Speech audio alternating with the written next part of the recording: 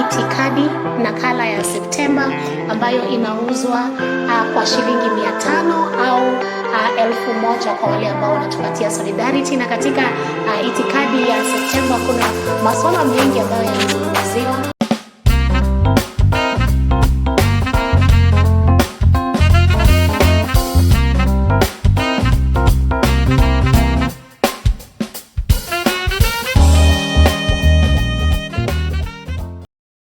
Good evening, wherever you are tuning in from to CPK TV today.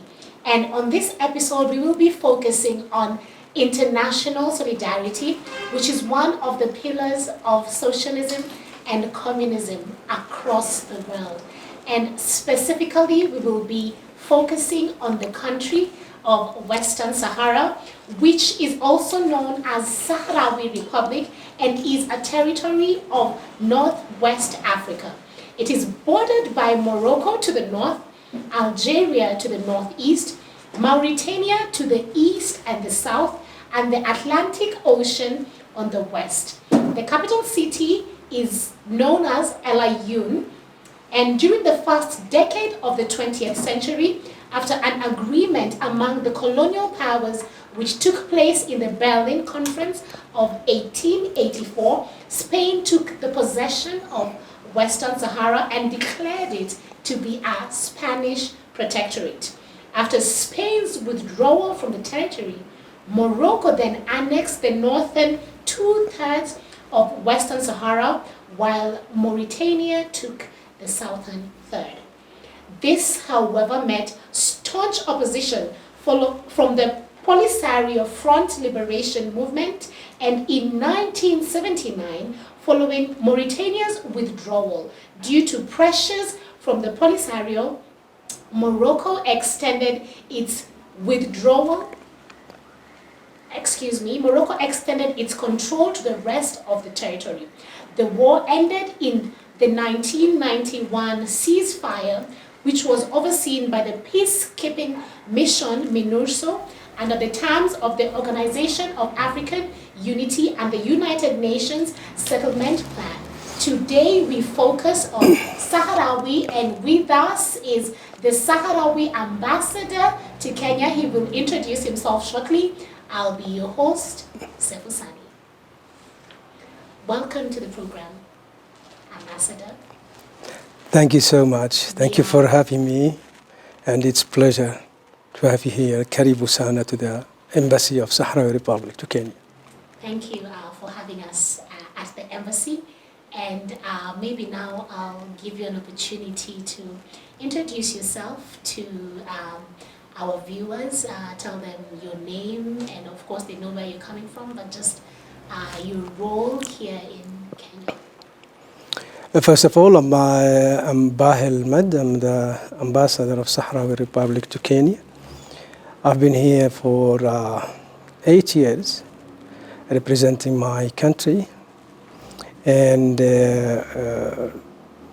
trying to engage with the government of Kenya, the people of Kenya, and the civil society in order to disseminate and shed light on the plight of my people in Western Sahara. Thank you very much. And Ambassador, how has your experience been in Kenya for those 8 years? Personally, for me, it's unique because it's my first assignment as ambassador in the Republic of Kenya, and it's been 8 years full of joy, and I really enjoyed the stay here in Kenya and the Kenyan people themselves. That's great. What were your highlights in the moments that you were in Kenya?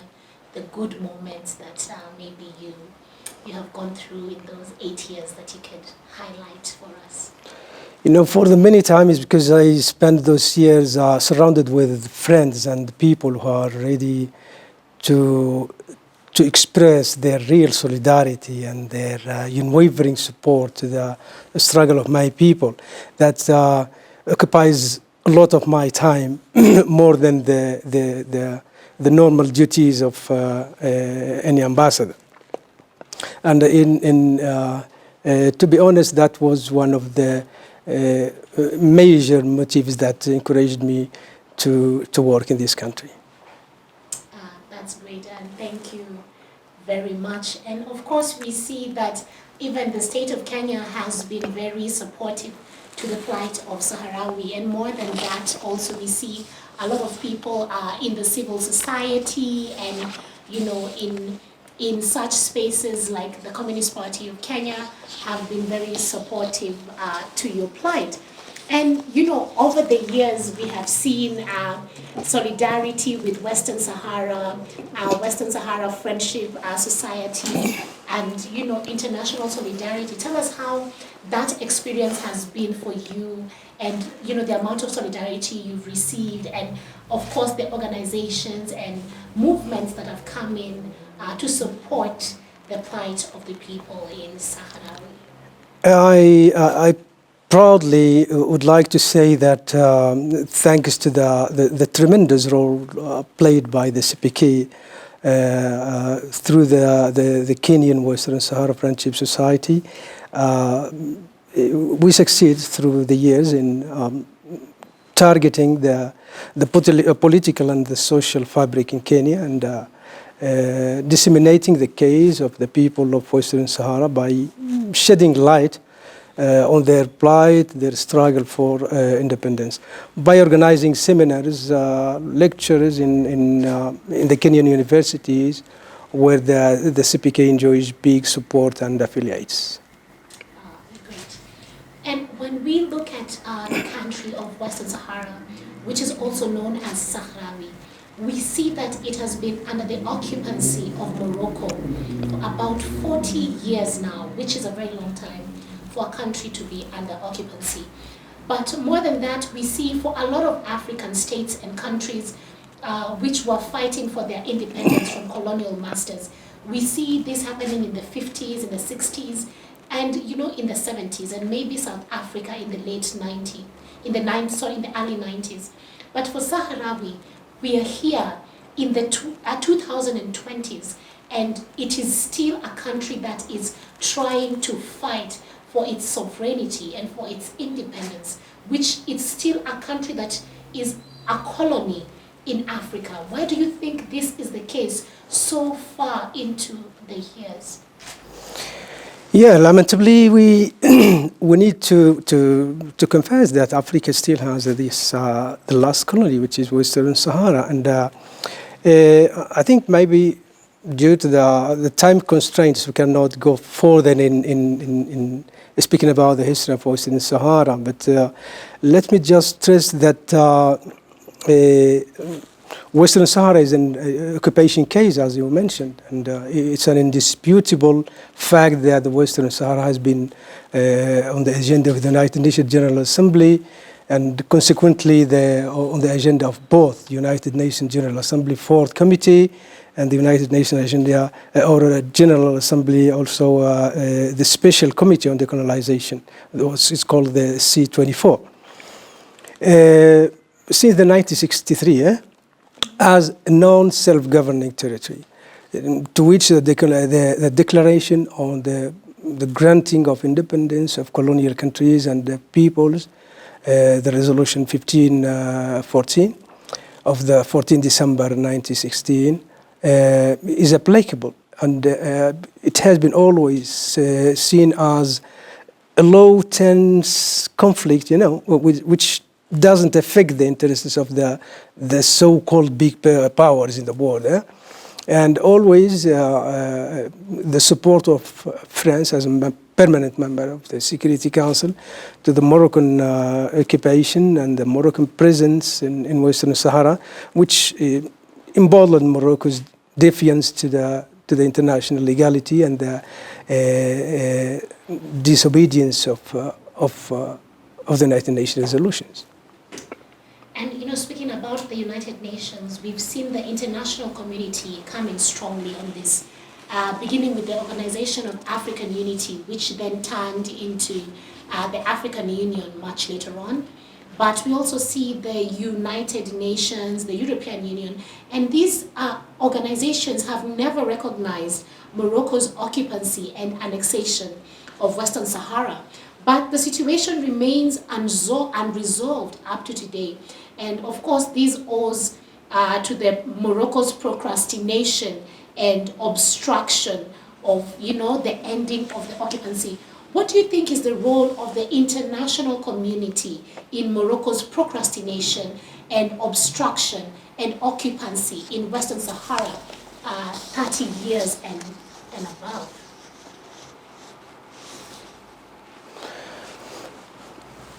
I think that, as you mentioned, I think that the international community, represented by the United Nations and its mission in the ground in Western Sahara, they reached the conclusion that the obstructionist policy practiced by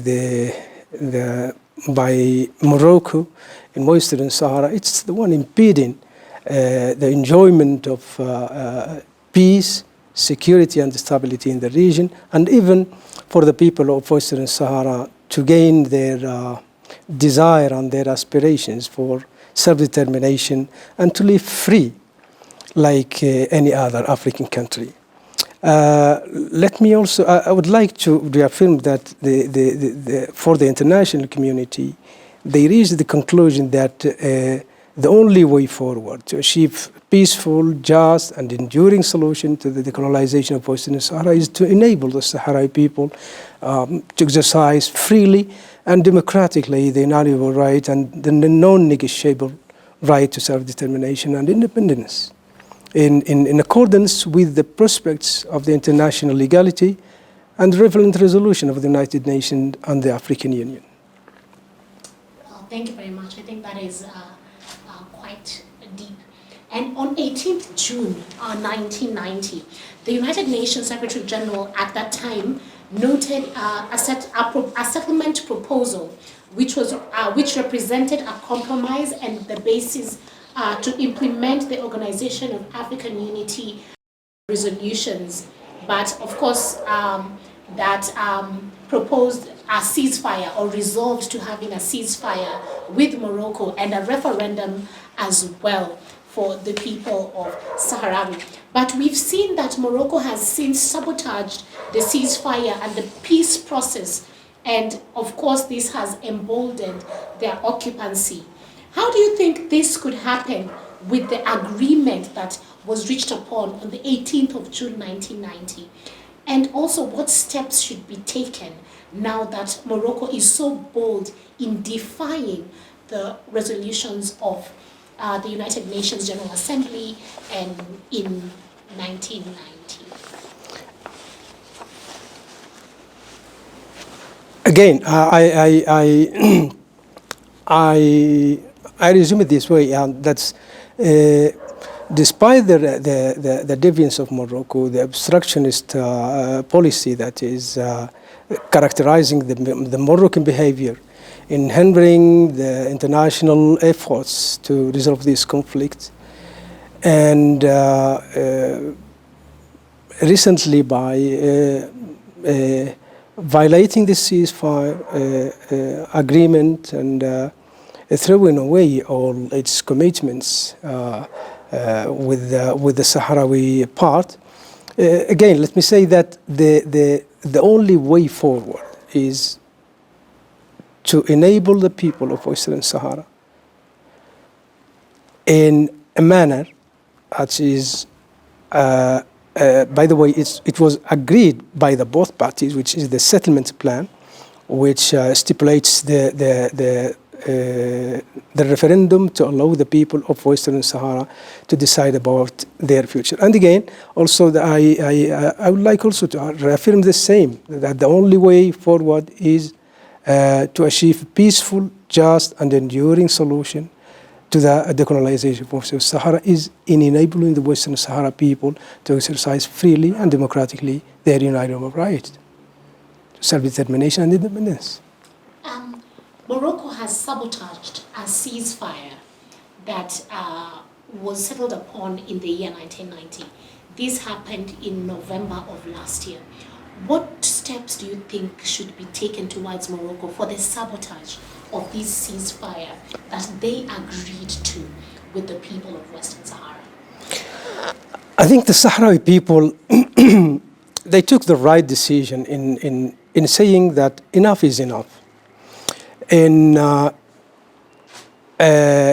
assessing the situation after the violation of the ceasefire, Morocco is refusing completely to obey the international legality resolutions and the decisions, the many and the accumulation of decisions and resolutions of the African Union, of the United Nations organs.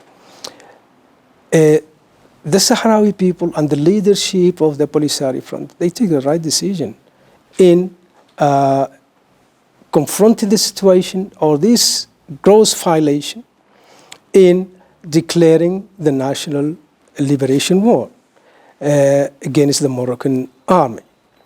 And nowadays in Western Sahara, there is a situation of war. This war was triggered at the beginning by the assault of the Moroccan forces on the civilian Sahrawis who were protesting on the illegal passage of Gergerat in the south of Western Sahara. And the way forward, I repeat again, that the way forward is to hold Morocco accountable about the violation and the wrong deeds in the region. Ambassador, what do you think is the most appropriate way that Morocco can be held accountable by the people of Western Sahara, by other African countries, and even by the international community for the violation of the ceasefire and even for the gross what do we call it? The gross violation of human rights for the people of Saharawi. I'll dissect it further. When we look at the international community, is it safe to say that the international community is a toothless bulldog? Because all these policies have been put, but they have not been implemented. And whenever there's a sabotage on these policies, then we do not see any consequences on the people who have sabotaged, the resolutions. I think when it comes to the people of Western Sahara and Sahrawi Republic, I think we took the right reaction, we took the right step in order to respond to the Moroccan violation and breach of the ceasefire and Armed struggle? sorry? And waging the armed struggle in order to get back our land and our inalienable rights to live free and independent country. And when it comes to the international community, I think that the whole picture, or let's say the real fact that Morocco, due to the continuing lack of accountability and the absence of any United Nations mechanism for monitoring, for example, the human rights situation in the occupied territories of Western Sahara, the occupying state of Morocco and its security forces persist with complete impunity in their repressive actions against Sahrawi civilians and the human rights defenders, away from international security because of the continued military blockade and the media blockout imposed on the territory. Wow. And I think we were talking about this earlier, and I was telling you about how when I was growing up, we had this subject in school known as GHC, where we studied geography, history, and civics. And in the geography part, of course, we always had a map of Africa. And in that map of Africa, Western Sahara was always seen as a country, with its own territory. What do you think is the reason why the Moroccans want to take over the territory of Morocco? The Moroccans want to take over the territory of Western Sahara. Is it natural resources? What is the main reason why the occupancy is still there? Why do you think that, you know, their presence is so heavy in Western Sahara up until now? I totally agree with you in when you mentioned this the issue of the natural resources, but also coupled with this expansionist ideology that characterized the Morocco regime from the beginning. They always shown that greed for occupying is not only Western Sahara. They claim that they are sovereign on Mauritanian territory and other African neighbors countries in the northwest of Africa, and this also, which took Morocco in the 75 in order to take the case to the ICJ, the International Court of Justice, where the International Court of Justice ruled in bold and unequivocal manner that Western Sahara is not a Moroccan territory, and all the claims of Morocco have been faced with strong objection of the court. Wow. But going back to your question, also, we express in several occasions that given the persistent, systematic human rights violation perpetrated by Moroccan occupying authorities against the Saharawi people, it's now, I think, it's the imperative that the MINURSO, which is the mission of the United Nations Western Sahara, for the referendum in Western Sahara, because the R in the name of MINURSO stands for referendum. Yeah? And it's time that in the mandate of this MINURSO to be expanded at least to include a human rights component that would enable the independent, impartial, comprehensive and sustained monitoring of the human rights situation in Western Sahara. You mentioned the International Court of Justice and the ruling which they gave that Western Sahara is an independent and sovereign state. In November of last year, November going into December, we see one of the presidents of the United States, who is Donald Trump, former president. Of course, he dealt a blow to the efforts of Sahrawi's freedom by backing Morocco's autonomy over Saharawi, although there had been a decision that Saharawi is a sovereign state, and also that there should be a referendum for the nationals of Saharawi on whether they want to separate from Morocco or to integrate, so that the final decision rests with the people. So my first question is, what happened to the referendum now that you've mentioned MINURSO's present? What happened to the referendum, and would this have been an appropriate way to sort out this issue, which was not taken? I think the referendum still stands as one of the main settlement plan, or the core of the settlement plan itself. And the referendum is the only solution. Is the only solution to determine the will and the aspiration of the people of West Sahara. They should be granted that right to decide about their future. And let me here say, when it comes to the famous tweet of the former president of the United States, Donald Trump, that we say that you can't give what you don't have. And it's worth mentioning that the whole world recognizes and relates with the Western Sahara and sees Western Sahara as a non-self-governing territory. as attested by the ICJ, the International Court of Justice, the United Nations, and its agencies, the highest European courts, and most countries in the world, around the world, and what the Moroccan regime is spreading about the former President Trump of the United States proclamation did nothing, and I say did nothing to change that fact, because as I said earlier, that you can't give what you don't have. True. That is quite elaborate and deep.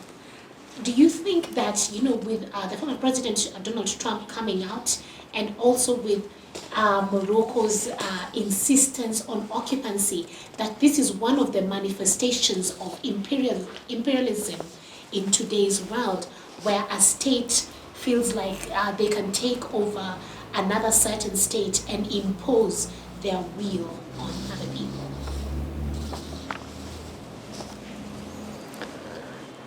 Yeah, that's exactly. It's one of the aspects of the way they practice this imperialism ideology, and try to impose their will on the others. But you know, at the end of the day, the right will prevail. Whatever they do, whatever they prepare, or they think themselves that they are going to impose the way of rule on the others, they will never get it, because there is always the will of the people. It's the dreams and the aspiration of the people, something they can't stop. On one of the episodes we had on CPK TV, which was the 5th CPK bulletin, we featured a story on one of the human rights defenders in Saharawi, and her name is Sultana Khayad. And we can see the amount of gross violations that she and many other defenders in Saharawi are going through under the Morocco militia. And we've seen a gross violation on human rights and the massive plunder of resources, the brutality on Sahrawi nationals by the Morocco militia, which of course has led to the Sahrawi people to defend their sovereignty, to defend their national interest, to defend, you know, their land. As you know, we were bantering earlier that the international community, they will come in and, you know, they can give you tents and they can give you food, but they will never be able to restore your land, or they will not be able to restore your dignity. My question is, did it have to get to this level where there is such gross violation of human rights? And if that is the case, what should the nationalities of Sahrawi do to defend themselves against such gross human rights violations that we have seen, even for the women and for the children who, you know, are being beaten in the streets, and they are raped, and they are undergoing such brutality and difficult conditions of living? Thank you for bringing up the case of Sultana Khaya. This lady is one of the icons of the human rights activists, that activism in the occupied Western Sahara, that she and her family were under. They have been under a home arrest since the beginning of the Second War in Western Sahara, in clear and brave manner, raising the flag of Western Sahara on her house, and she was submitted to all kinds of abuse and the violation of human rights in her house. She was even violated herself. And again, you know, that's due to the continuing lack of accountability and the absence of the United Nations mechanism for the monitoring of human rights situation in the occupied Western Sahara, the occupying state of Morocco and its security forces, they persist with complete impunity in their repressive actions against the Sahrawi civilians and the human rights defenders, away from international security or scrutiny because of the continued military blockade and media blockout imposed on the territory. And that's one of the major concern that we have nowadays. Okay. And what exactly are the human rights activists are forcing in order to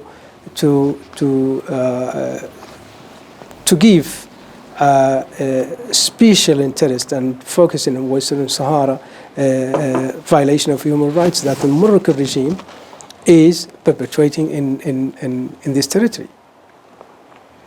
Thank you very much. We see that our country, Kenya, is extremely pro-Polisario, seeing that the President, His Excellency Uhuru Kenyatta, in the AU meeting, which was held in March of 2021 in Addis Ababa, called for the immediate ceasefire in Western Sahara. And he also requested the Troika and the AU Special Envoy for Western Sahara to reinvigorate the support to the United Nations-led mediation to urge the Secretary General, who is Antonio Guterres, to make the pending appointment of a special envoy to MINURSO to support the peace efforts. Has this been implemented so far? Did the envoy come? Have there been peace efforts, in Saharawi and in El Ayoun, where they also wanted to set up an office for the African Union so that they can be able to operate from there and, of course, start the peace process? Has there been any sort of implementation? Mm-hmm. Let me recast it this way, okay? Mm-hmm. That Kenya is standing in the right side of history. Yes. In defending the principle of self-determination. And I want this to be clear here, mm-hmm. that the self-determination principle, which is the solid ground on which the nation was built in the first place, after years of colonialism and sacrifices here in Kenya. And that's the creed and which guided the Kenya to take such a step in convening the AU policy-making organ, which is the Peace and Security Council of the African Union. Mm-hmm. On 9 March 2021, yes, requested the Sahrawi Republic and Morocco to immediately cease hostilities and create conducive environment for direct and candid talks in line with Article 4 of the AU Constitutive Act. But Morocco still refused to allow the AU observer mission to return to Western Sahara and resume its collaboration with the MINURSO, and repeatedly called for the referendum to take place. Do you think that this would bring a lasting solution and a peaceful solution to this menace?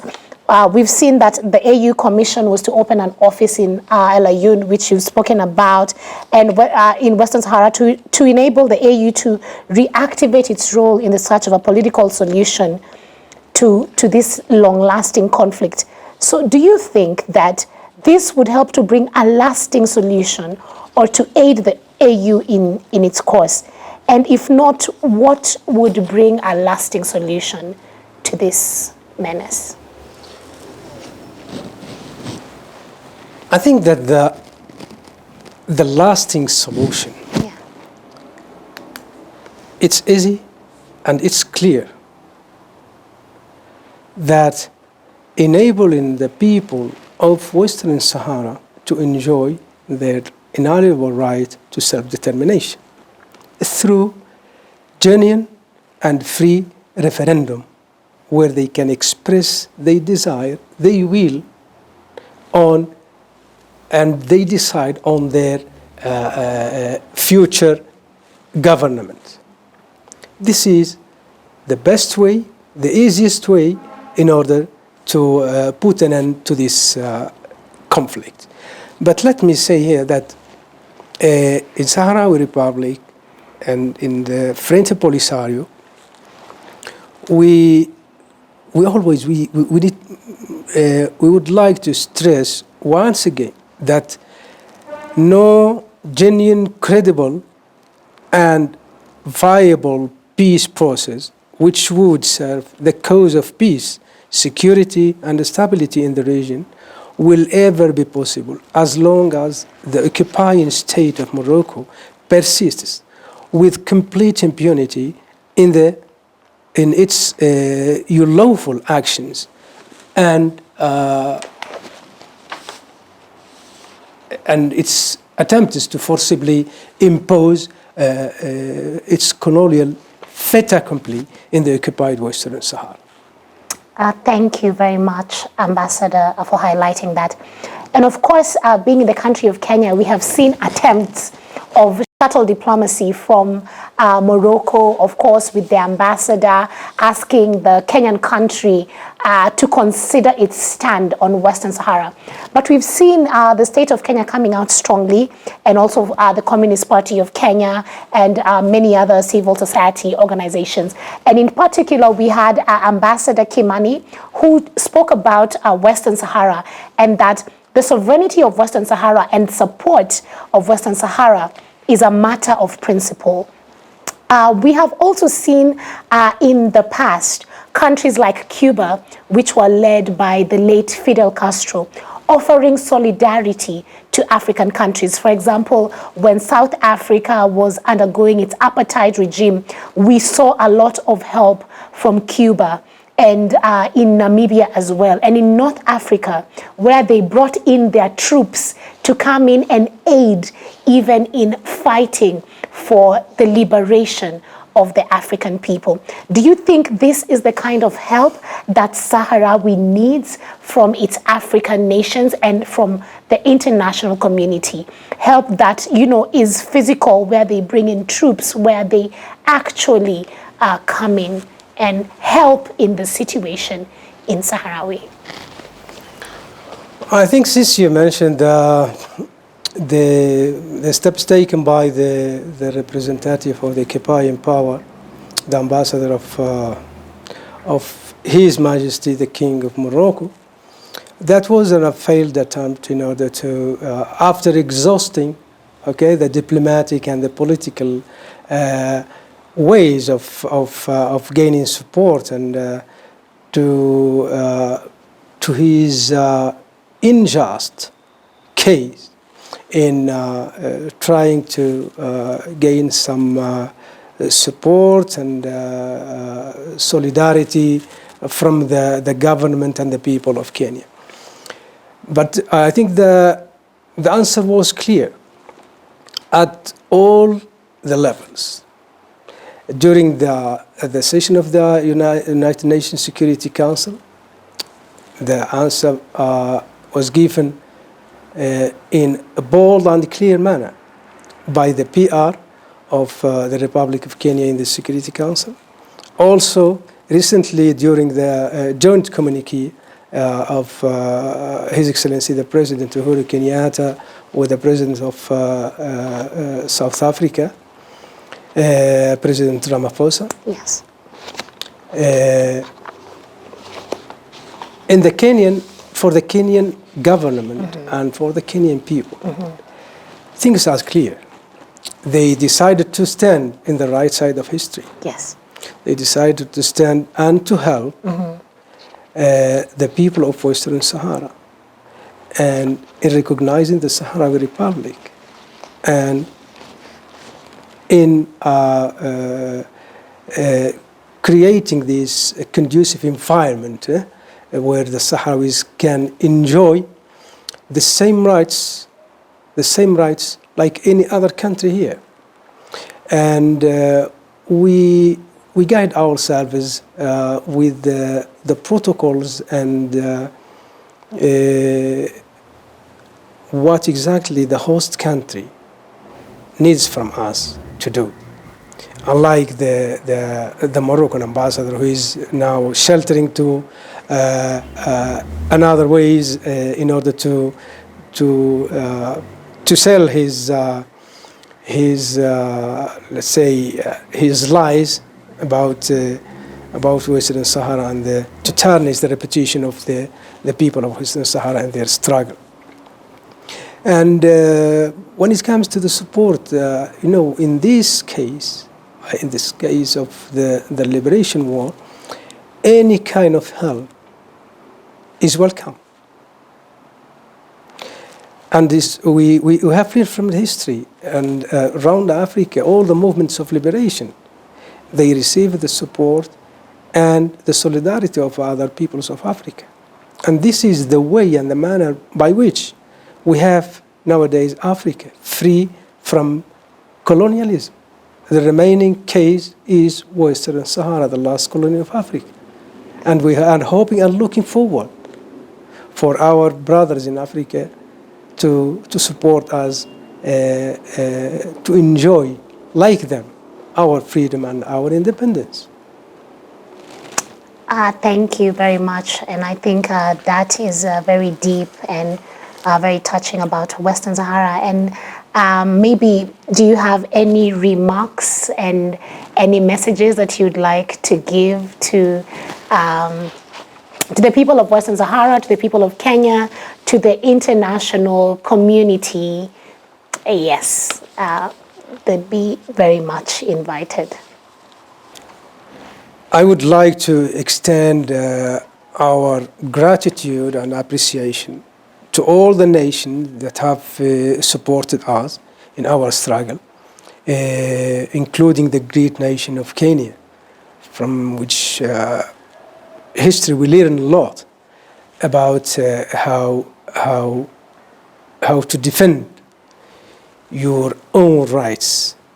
But I would like also to assure them that la lucha continua, and we will celebrate together when the Sahrawi Republic gains its full sovereignty on its Sahrawi Arab Democratic Republic territory. Yes, and what a great day that will be. And I can assure you, if we're still alive, we'll be there to celebrate the sovereignty of Saharawi with you. And thank you very much, Ambassador, for having us at the residence of the Saharawi Embassy here in Kenya, and for even taking time to speak to us about the issue of Saharawi. And to you, our viewers, thank you very much for tuning in. And as usual, we have our Itikadi magazine, which is the issue of September, and we invite you to buy a copy at 500 shillings or 1,000 shillings for those who are giving us solidarity. It has all these stories and much more on social theory and practice. And ladies and gentlemen, we will now leave you with a few remarks from some women who are fighting for their sovereignty in Saharawi Libre. Thank you very much. I've been your host, Sefusani. Until next time, see you then.